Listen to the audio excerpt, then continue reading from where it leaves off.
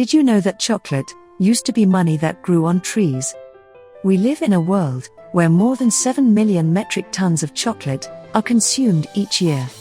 But most people know very little about this immensely famous treat. Cacao beans were used as currency in Mayan times and were valued more than gold dust.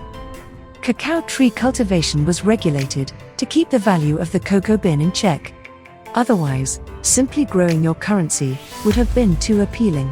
Chocolate wasn't always dense and sweet. Until 1847, chocolate was a delicacy savored in the form of a bitter liquid.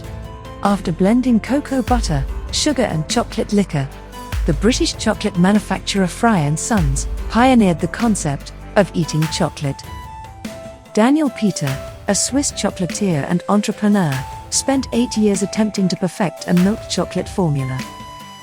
It wasn't until 1875 that he recognized condensed milk was the solution to all of his problems. We are delighted that Daniel didn't give up. When it comes to cacao beans, it takes 400 cacao beans to generate 1 pound of chocolate. Each cacao tree only yields 2 to 3 pounds of chocolate per year. Chocolate has an antimicrobial impact on the mouth, and it has been proved that eating pure cocoa prevents tooth decay. Which begs the question, why doesn't anyone make a chocolate-flavored toothpaste?